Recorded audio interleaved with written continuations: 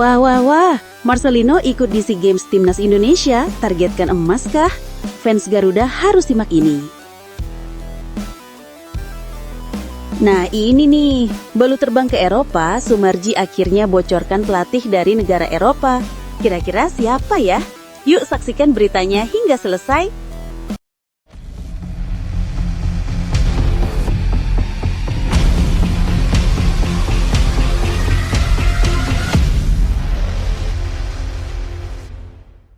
Mohon subscribe channel Timnasku Indonesia agar tidak ketinggalan informasi Timnas Indonesia. Kedatangan Marcelino Ferdinand, Timnas Indonesia target juara di SEA Games. Kabar terbaru dari skuad Timnas Indonesia U22 menjelang SEA Games 2025 langsung menggugah optimisme publik sepak bola nasional. Dalam beberapa hari terakhir, muncul perkembangan penting setelah dipastikan bahwa Marcelino Ferdinand dan Ivar Jenner, dua nama yang selama ini identik dengan skuad senior, akan ikut memperkuat tim muda Garuda di ajang multi-event Asia Tenggara tersebut. Kabar ini bukan sekadar tambahan pemain, tetapi juga tambahan kepercayaan diri yang cukup besar bagi Timnas Indonesia yang sedang menatap target tinggi.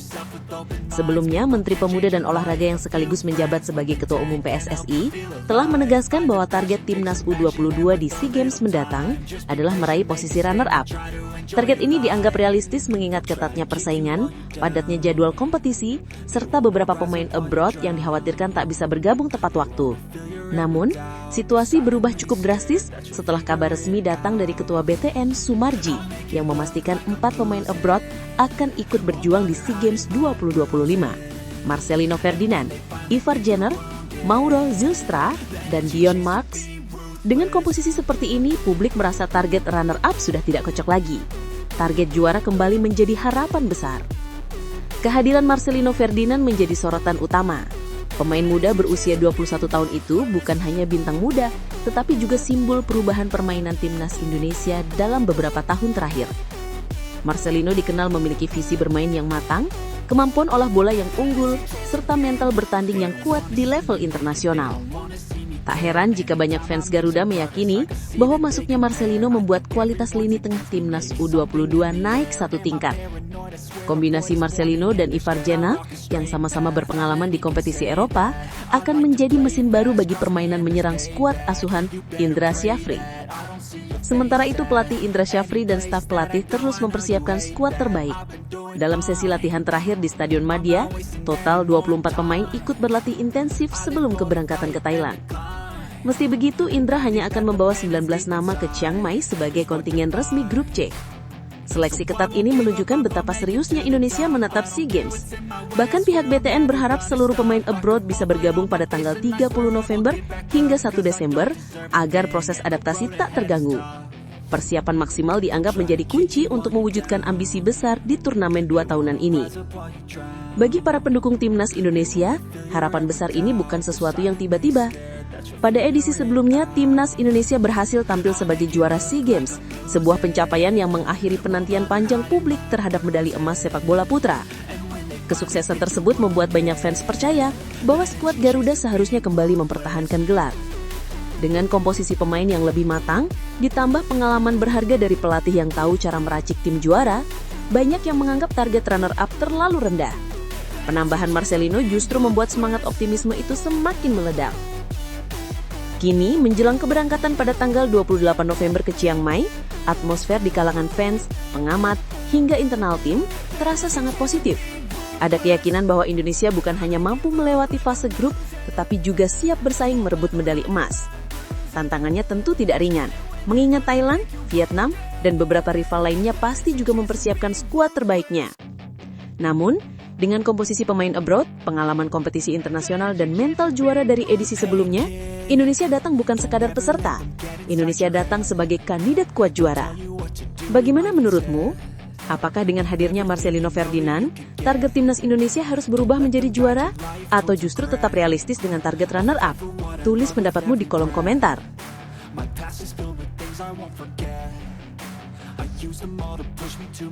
Terbang ke Eropa, Soemarji bocorkan calon pelatih Timnas Indonesia. Perburuan pelatih baru Timnas Indonesia kembali memasuki babak baru yang lebih serius dan lebih terukur. Setelah kepergian Patrick Kluivert dari kursi pelatih kepala, PSSI melalui Badan Tim Nasional atau BTN kembali bergerak cepat untuk mencari sosok yang dianggap paling tepat memimpin skuad Garuda. Ketua BTN Soemarji menjadi figur sentral dalam proses pencarian ini, dan baru-baru ini ia mengungkapkan bahwa dirinya akan segera terbang ke Eropa untuk bertemu langsung dengan sejumlah kandidat yang masuk dalam radar PSSI. Perjalanan ini bukan sekadar safari sepak bola, melainkan upaya strategis untuk memastikan Timnas Indonesia mendapatkan pelatih dengan kualitas, komitmen, dan visi yang benar-benar sesuai dengan kebutuhan tim. Menurut Soemarji, proses pencarian pelatih kali ini dilakukan dengan cara yang jauh lebih ketat dibandingkan sebelumnya. Ia menyebut bahwa anggota Exco PSSI akan ikut turun langsung dalam proses seleksi, sesuatu yang jarang terjadi pada pencarian pelatih-pelatih sebelumnya. Hal ini menunjukkan keseriusan federasi untuk tidak lagi asal memilih pelatih hanya berdasarkan nama besar atau reputasi, tetapi benar-benar mempertimbangkan aspek kesesuaian karakter, gaya bermain, dan komitmen jangka panjang terhadap sepak bola Indonesia. Federasi memahami betul bahwa kegagalan memilih pelatih yang tepat akan berdampak langsung pada performa timnas, seperti yang terjadi pada era Kluivert yang relatif singkat. Dalam keterangannya, Soemarji mengungkapkan bahwa dirinya telah menyiapkan daftar pertanyaan panjang untuk wawancara para calon pelatih. Daftar tersebut mencakup berbagai aspek penting, mulai dari komitmen, kesiapan bekerja di Indonesia, pemahaman terhadap budaya sepak bola Asia Tenggara, hingga rencana jangka panjang dalam membangun pondasi timnas. Menurutnya, daftar pertanyaan itu tidak bisa diungkapkan ke publik, tetapi isinya sangat detail dan mendalam untuk memastikan pelatih yang dipilih bukan sekadar datang, bekerja sebentar, lalu pergi tanpa meninggalkan pengaruh berarti. Federasi ingin seorang pelatih yang bukan cuma ahli taktik, tetapi juga pendidik bagi para pelatih lokal. Salah satu aspek yang ditekankan oleh Soemarji adalah wajibnya pelatih baru membawa atau bekerja dengan asisten pelatih lokal. Hal ini mengacu pada keberhasilan Sintayong yang memberikan kepercayaan besar kepada Nova Arianto sebagai asisten. Kolaborasi tersebut terbukti memberikan dampak positif. Nova berkembang sangat pesat, mendapatkan banyak ilmu baru dan kini mampu menunjukkan kualitasnya sebagai pelatih di timnas kelompok umur. Contoh nyata ini membuat PSSI ingin melanjutkan pola yang sama. Pelatih asing masuk bukan hanya melatih, tetapi juga mentransfer ilmu sebanyak mungkin kepada pelatih Indonesia agar tercipta regenerasi dalam dunia kepelatihan nasional. Soemarji menegaskan bahwa transfer ilmu adalah bagian krusial yang tidak boleh diabaikan. Ia mengatakan bahwa prestasi Nova Arianto sekarang adalah buah dari ketekunannya belajar dari Sintayong. Fakta tersebut menjadi alasan kuat mengapa kriteria pelatih baru harus memasukkan kemampuan membina staf lokal sebagai bagian penting. Federasi tidak ingin pengalaman di era Patrick Kluivert terulang di mana hubungan antara pelatih dan staf lokal tidak begitu terbangun. Indonesia membutuhkan pelatih yang bukan hanya fokus pada pertandingan, tetapi juga pembangunan ekosistem sepak bola nasional. Menariknya, meski Soemarji tidak menyebutkan nama siapapun, ia menegaskan bahwa kelak ada 5 kandidat yang sebelumnya dijejaki federasi. Namun Soemarji memilih berhati-hati dan tidak membuka identitas para kandidat tersebut. Hal ini membuat publik semakin penasaran, terlebih setelah muncul rumor tentang nama-nama seperti Timur Kapadze dan Giovanni Van Bronckhorst yang disebut-sebut dalam pemberitaan. Namun PSSI melalui Erick Thohir dengan tegas menyatakan bahwa kabar tersebut belum tentu benar. Karena itulah misi Soemarji ke Eropa menjadi sangat penting. Ia akan bertemu langsung dengan para kandidat di negara asal mereka. Kini seluruh perhatian fans Garuda tertuju pada perjalanan Soemarji ke Eropa. Apakah ia akan menemukan pelatih yang tepat? Apakah Indonesia akhirnya akan dipimpin sosok yang mampu membawa Garuda terbang lebih tinggi? Publik menunggu dengan penuh harapan. Yang jelas, PSSI tampak lebih serius, lebih transparan, dan lebih berhati-hati dalam menentukan pilihan. Perjalanan ini bisa menjadi langkah awal kebangkitan baru Timnas Indonesia.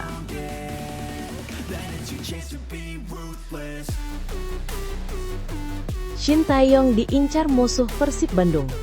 Situasi mengenai masa depan Sintayong kembali menjadi sorotan besar di kalangan pecinta sepak bola Indonesia. Pelatih yang begitu dicintai fans Garuda itu kini berada dalam pusaran rumor yang membuat banyak pendukung timnas Indonesia bakal dibuat gigit jari. Harapan agar Shin Tae-yong kembali menangani timnas Indonesia secara penuh ternyata kembali diguncang oleh kabar mengejutkan. Ia dikabarkan dilirik oleh klub Liga Super Malaysia, Selangor FC, yang merupakan musuh Persib Bandung dalam ajang AFC Champions League 2025.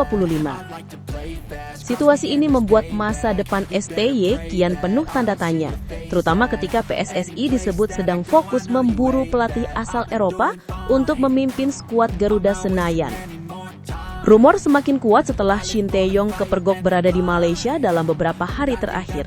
Publik langsung menghubungkan kehadirannya dengan ketertarikan Selangor FC, sebuah klub besar yang juga menjadi rival Persib Bandung di level Asia.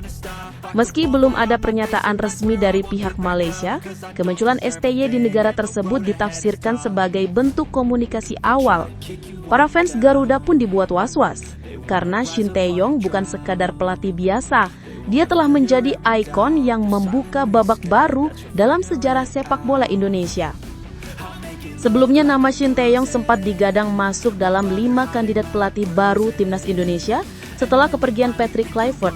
Namun PSSI secara tegas membantah kabar tersebut, menandakan bahwa federasi tampaknya tidak mempertimbangkan kembali STY untuk periode ini.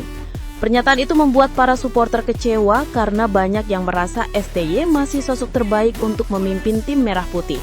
Prestasi yang ditorehkannya selama menangani Indonesia dianggap lebih dari cukup untuk memberinya kesempatan kedua, apalagi setelah terbukti mampu membawa timnas bersaing di level Asia.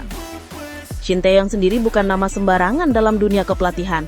Lahir pada 11 Oktober 1970, mantan gelandang serang Korea Selatan ini memiliki rekam jejak luar biasa, baik sebagai pemain maupun pelatih. Ia merupakan satu-satunya individu yang pernah menjuarai Liga Champions AFC sebagai pemain dan pelatih.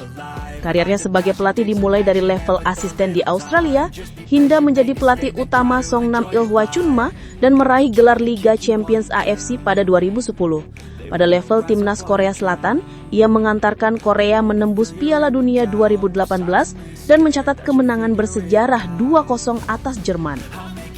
Ketika bergabung dengan Indonesia pada Januari 2019, banyak yang meragukan apakah ia mampu membawa perubahan. Namun perjalanan waktu membuktikan bahwa Shin Tae-yong adalah sosok revolusioner. Indonesia dibawanya lolos ke Piala Asia 2023 setelah 16 tahun absen, mencapai final Piala AFF 2020 dan secara mengejutkan menembus putaran ketiga kualifikasi Piala Dunia 2026. Keberhasilannya juga membuat Indonesia kembali tampil di Piala Asia 2027. Semua pencapaian itu membuat banyak fans menganggap STY sebagai pelatih terbaik Indonesia dalam 2 dekade terakhir. Namun sekarang kontraknya yang disebut diperpanjang hingga 2027 tampaknya tidak memberikan kepastian penuh soal masa depannya. PSSI memang belum memberikan klarifikasi mendalam, sementara rumor minat Selangor FC terus berkembang. Kehadiran STY di Malaysia membuat sebagian fans khawatir bahwa ia memang sedang membuka peluang karir baru di luar Indonesia. Jika benar Shin Tae-yong memilih hijrah ke klub Malaysia, tentu ini menjadi pukulan telak bagi fans Garuda yang berharap ia tetap membangun fondasi kuat untuk timnas senior dan kelompok umur. Kondisi ini menempatkan publik dalam dilema besar. Apakah Shin Tae-yong akan kembali untuk memimpin Indonesia atau justru mencoba tantangan baru bersama Selangor FC di ajang Liga Champions Asia? Pertanyaan ini kini memenuhi ruang diskusi para pendukung bola tanah air. Bagaimana menurutmu? Apakah Shin Tae-yong sebaiknya kembali ke timnas Indonesia atau justru mencoba tantangan baru bersama Selangor FC? Tulis pendapatmu di kolom komentar.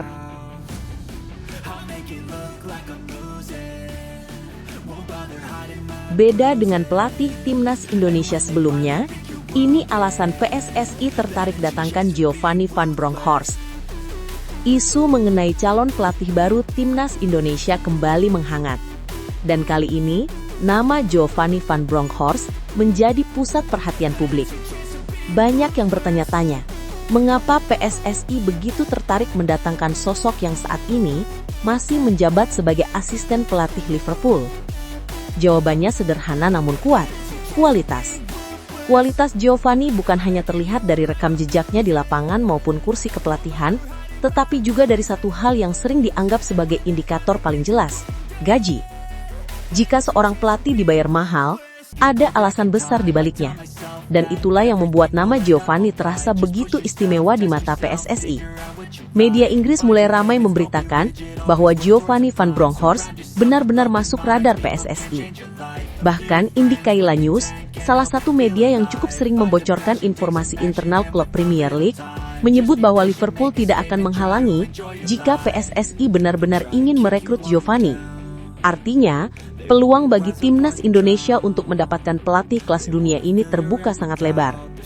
Dengan segala pengalaman yang ia miliki, PSSI seperti melihat sebuah kesempatan emas yang tidak boleh dilewatkan begitu saja. Yang membuat publik semakin heboh tentu saja adalah pembahasan mengenai gaji Giovanni van Bronckhorst. Ketika ia menangani Besiktas selama 5 bulan, Giovanni menerima gaji total sebesar 4,5 juta euro, atau jika dikonversi, mencapai 86,8 miliar rupiah hanya untuk setengah musim. Itu saja sudah menakjubkan. Tetapi Besiktas bahkan memberikan pesangon tambahan sebesar 2 juta euro atau sekitar 38,6 miliar rupiah.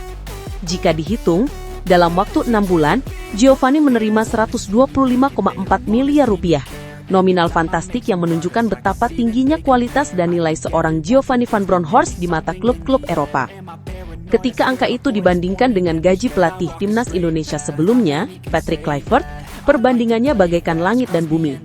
Patrick Kluivert hanya digaji sekitar 1,3 hingga 1,5 miliar rupiah per bulan, atau total sekitar 18 miliar rupiah per tahun.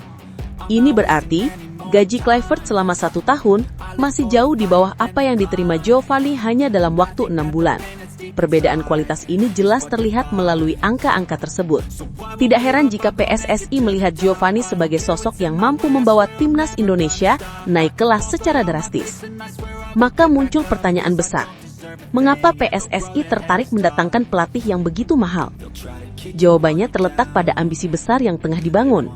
PSSI ingin timnas Indonesia bukan hanya kompetitif, tetapi menjadi juara. Dengan kualitas pelatih seperti Giovanni, target menjadi juara Piala AFF dan bahkan bersaing kuat di Piala Asia 2027 terasa jauh lebih realistis. PSSI menempatkan standar yang berbeda. Jika ingin hasil yang besar, harus ada investasi besar pula. Dan kualitas pelatih yang mahal adalah fondasi yang paling terlihat dari sebuah tekad meningkatkan level permainan timnas Indonesia. Namun muncul pula pertanyaan lanjutan yang terus bergema di kalangan penggemar. Apakah PSSI sanggup membayar pelatih semahal Giovanni? Ini menjadi teka-teki menarik. Apalagi hingga kini PSSI mengaku memiliki 5 calon pelatih, tetapi belum mau membocorkan satu pun namanya. Publik tentu menunggu, siapa sosok yang akhirnya akan memimpin Garuda. Jika Giovanni benar-benar terpilih, itu menjadi sinyal kuat bahwa PSSI siap melakukan lompatan besar demi meraih prestasi tinggi. Pada akhirnya kasus ini membuat para pendukung timnas Indonesia semakin penasaran dan ikut terlibat dalam diskusi hangat. Apakah kualitas Giovanni benar-benar sepadan dengan gajinya yang fantastis? Apakah PSSI mampu mewujudkan ambisi besar mereka dengan mendatangkan pelatih kelas Eropa?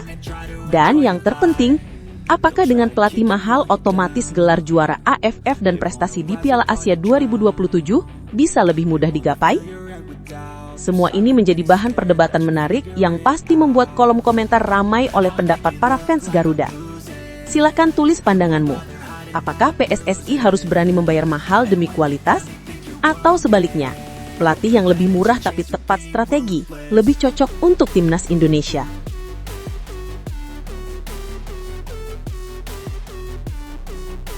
Exco PSSI dibikin terdiam. Erick Thohir akhirnya ungkap alasan Nova Arianto jadi pelatih timnas Indonesia U20. Isu penunjukan Nova Arianto sebagai pelatih timnas Indonesia U20 menciptakan dinamika tersendiri di internal PSSI.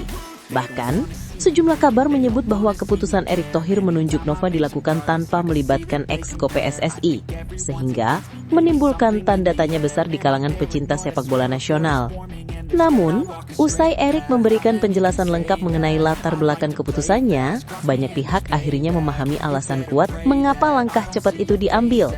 Faktanya, keputusan itu memang berangkat dari visi besar PSSI dalam membina pemain muda secara berjenjang, dan Nova dianggap sebagai sosok paling tepat untuk menjalankan proyek tersebut. Erick Thohir menegaskan bahwa penunjukan Nova Arianto tidak dilakukan secara tergesa-gesa. Menurutnya, rekam jejak, pengalaman serta konsistensi Nova dalam pengembangan pemain muda merupakan dasar kuat yang sulit dibantah. Nova tidak hanya menjadi pelatih, tetapi juga figur yang memahami karakter pemain-pemain muda Indonesia, terutama setelah keberhasilannya bersama Timnas U17 2025. Sejak memimpin Garuda Muda di Piala Dunia U17 2025, Nova berhasil memberikan kemenangan bersejarah yang menjadi batu loncatan penting bagi sepak bola kelompok umur Indonesia. Prestasi konkret inilah yang membuat Erick yakin bahwa Nova adalah pilihan paling masuk akal untuk memimpin generasi berikutnya di level U20. Saat rumor penunjukan tanpa persetujuan Exco beredar, Erick dengan tegas membantah isu itu. Ia menjelaskan bahwa keputusan ini merupakan bagian dari strategi besar PSSI, yakni menciptakan kesinambungan antara kelompok umur U17 dan U20. Menurutnya, tidak ada yang perlu diperdebatkan dari pilihan tersebut.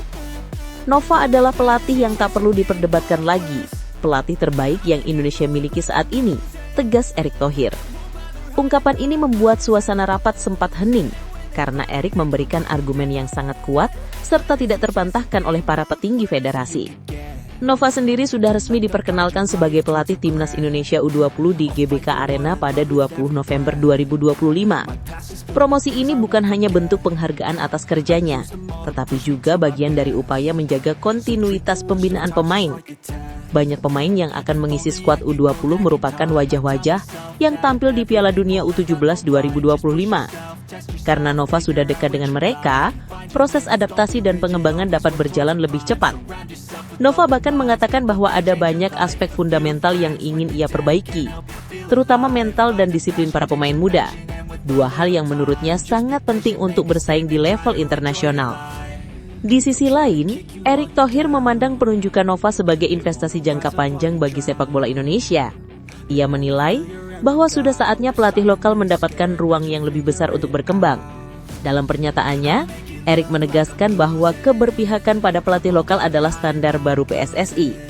Ia berkomitmen untuk membangun ekosistem yang lebih sehat, sehingga pelatih dalam negeri memiliki kesempatan untuk naik level, sama seperti para pemain muda yang terus diberi ruang di liga-liga Indonesia. Kebijakan ini bukan hanya menciptakan pembinaan berjenjang, tetapi juga membangun rasa percaya diri bagi pelatih lokal untuk tampil di panggung nasional. Dengan tonggak baru ini, Nova Arianto membawa misi besar yang telah ditetapkan federasi. Target awal adalah memastikan Timnas U20 lolos ke putaran final Piala Asia U20 2027. Namun ambisi terbesar tentu saja tampil di Piala Dunia U20 2027 yang akan digelar di Azerbaijan dan Uzbekistan. Untuk merealisasikannya, Garuda Muda minimal harus mencapai babak semifinal Piala Asia U20 2027. Tantangan besar ini membuat keputusan Erick terasa semakin logis. Hanya pelatih yang mengenal akar pembinaan dengan sangat baik dan yang telah membuktikan diri sebelumnya yang layak memimpin proyek sebesar ini. Kini publik tinggal menunggu bagaimana Nova mengembangkan skuad muda tersebut. Apakah ia mampu membawa Indonesia kembali mencatat sejarah di level U20? Bagaimana menurut Anda? Apakah langkah Erick Thohir menunjuk Nova Arianto sudah tepat? Atau seharusnya PSSI lebih melibatkan Exco dalam setiap keputusan besar? Silahkan tulis pendapatmu di kolom komentar.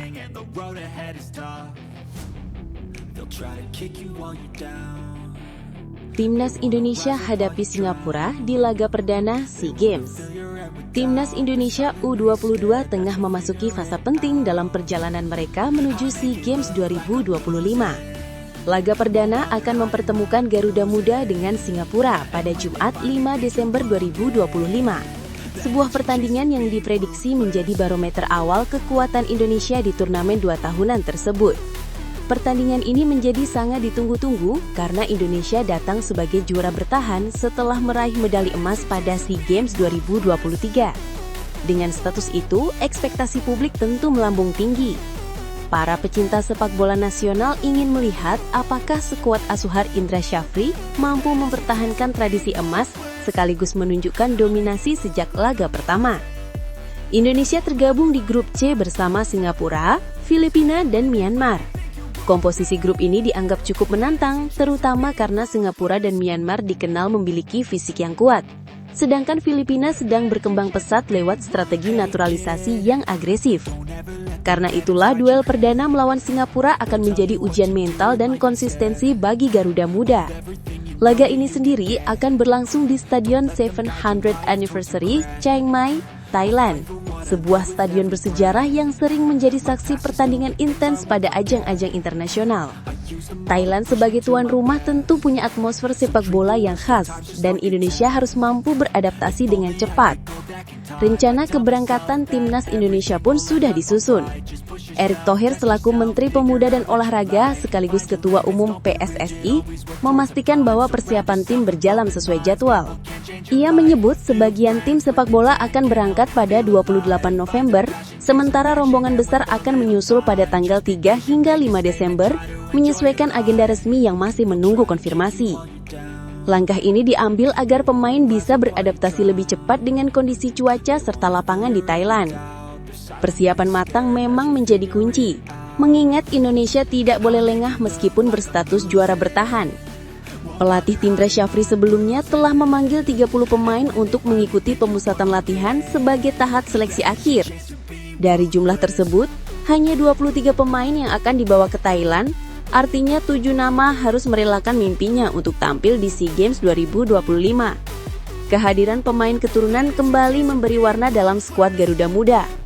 Nama-nama seperti Dion Marks, Ivar Jenner, Jens Reven, Rafael Struijk hingga Mauro Zylstra menunjukkan bahwa perpaduan pemain lokal dan diaspora tetap menjadi strategi penting dalam membangun kekuatan tim nasional.